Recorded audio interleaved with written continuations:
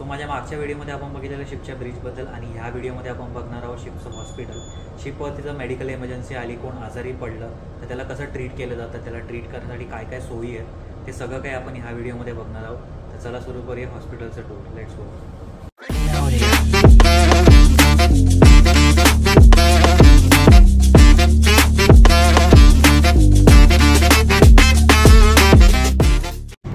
हे तुम्ही बघू शकता इथे हॉस्पिटल आहे बी डेकवरती. तो या डेकवरती जे जे रूम्स आहेत ते कोणाला अलॉट केलेले आहे ते सगळं लिहिलेलं आहे. सो आपल्या बी डेकवरती आहे हॉस्पिटल, हा तुम्ही बघू शकता. सो इथून आतमध्ये जाऊया. सो या एलिवेमधून आपण पुढे गेलो तर हा इथे हॉस्पिटल आहे आपला आणि ही हॉस्पिटलची चावी.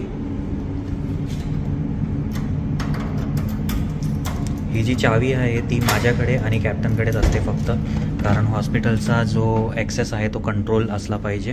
ह्याच्यामध्ये मेडिसिन्स असतात. सो ह्याची चावी फक्त माझ्याकडे आणि कॅप्टनकडे असते. लाईट्स ऑन करून घेऊया आपण. सो इथे तुम्ही एंटर केल्या केल्या बघू शकता की ही ऑक्सिजन बॉटल आहे. 40 लिटरची कॅपॅसिटी आहे. जर समजा कुठल्या कॅज्युअल्टीला ब्रीदिंग प्रॉब्लेम असेल तर त्याला आपण बेडवरती ले डाऊन करू शकतो आणि ह्या बॉटल थ्रू ऑक्सिजन देऊ शकतो. ऑक्सिजन देताना आपल्याला ही काळजी घ्यावी लागते की कुठल्याही पेशंटला डायरेक्ट ऑक्सिजन नाही देऊ शकत आपण. म्हणून ह्या रेग्युलेटर थ्रू ऑक्सिजन ह्या फिल्टरमध्ये जातं ज्याच्यामध्ये पाणी भरलेलं असतं. आता खाली आहे ते, याच्यात पाणी भरलेलं असतं आणि ह्या पाण्या थ्रू पास होऊन ऑक्सिजन व्हाईट जो आपला पाईप आहे त्याच्यातून मास्कमध्ये जातं आणि मास्क इव्हेंच्युअली आपल्याला पेशंटला लावायचा असतो. सो अशा पद्धतीने हा ऑक्सिजन पास केला जातो. डायरेक्ट ऑक्सिजन आपण कुठल्याही पेशंटला देऊ शकत नाही.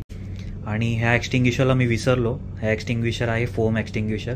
जर समजा हॉस्पिटलच्या परिसरामध्ये काही आग लागली तर हा एक्सटिंग्विशर आपण यूज करू शकतो ती विझवण्यासाठी. पुढे जाल तर ह्या सगळ्या सर्टिफिकेट्स आहे. ही आहे मेडिकल चेस्ट सर्टिफिकेट, म्हणजे ती स्पेसिफाय करते की ह्या हॉस्पिटलमध्ये जे जे काही औषधं आहेत ते सगळे व्हॅलिड आहेत आणि एक्सपायर्ड नाही आहे. ही जी सर्टिफिकेट आहे तिचा व्हॅलिडिटी 1 वर्षाचा असतो. सो ही मेडिकल चेस्ट सर्टिफिकेट ही इन्व्हेंटरी आहे माझ्या औषधांची.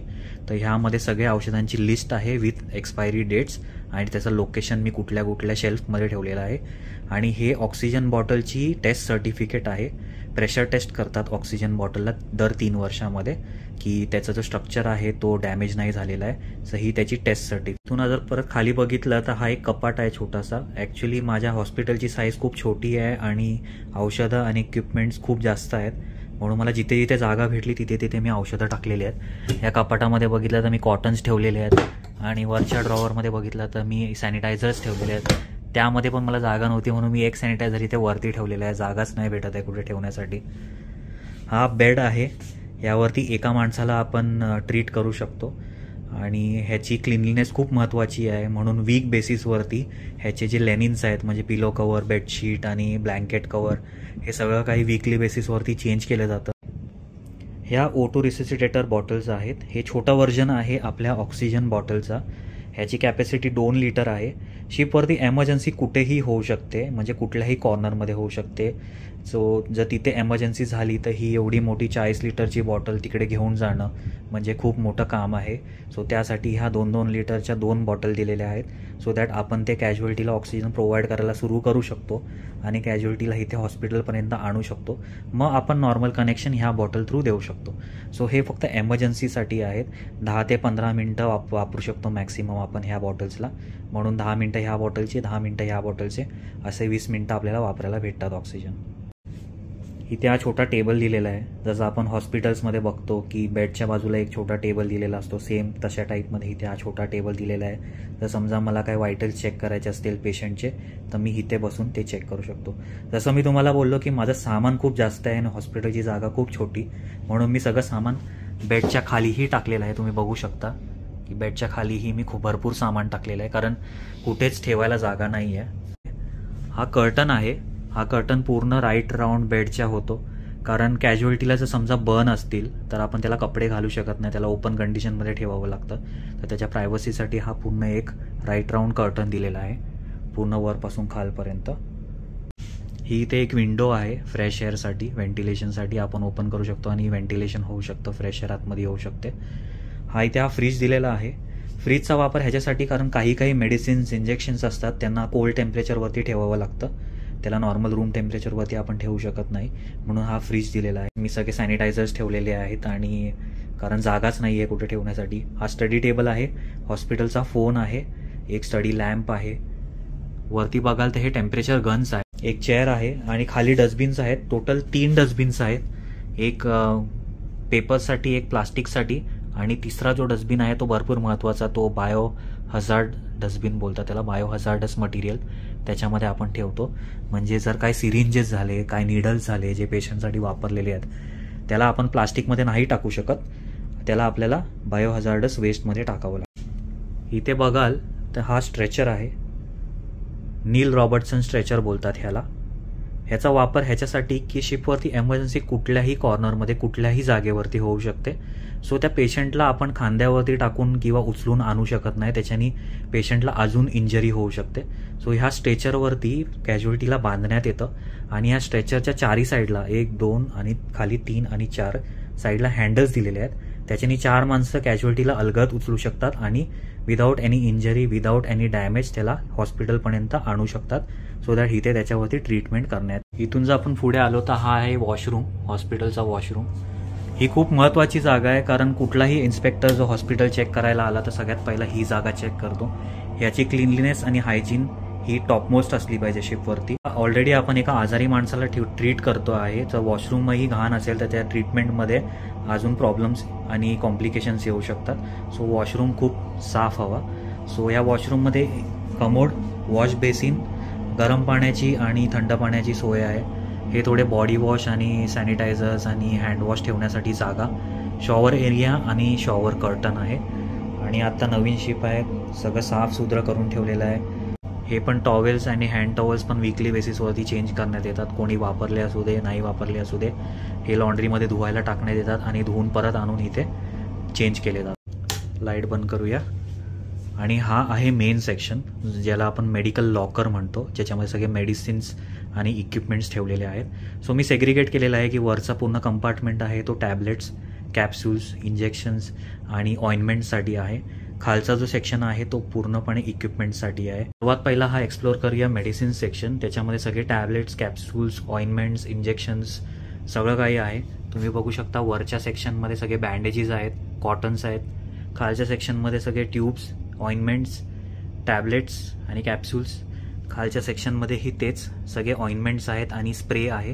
हे तुम्ही बघू शकता रेली स्प्रे. तुम्ही बघू शकता ब्राऊन पॅकेट आहे, ते पर्सनल मेडिसिन्स आहेत एका क्रू मेंबरचे.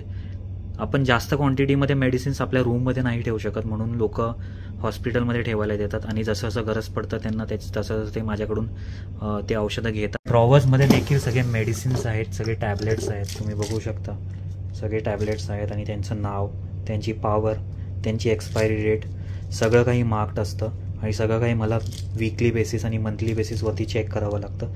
जर काही टॅबलेट्स एक्सपायर होणार असतील किंवा काही ऑइंटमेंट किंवा औषधं एक्सपायर होणार असतील तर त्याला सेपरेट काढण्यात येतं, कारण एक्सपायर्ड मेडिसिन आपण ह्या लॉकरमध्ये नाही ठेवू शकत.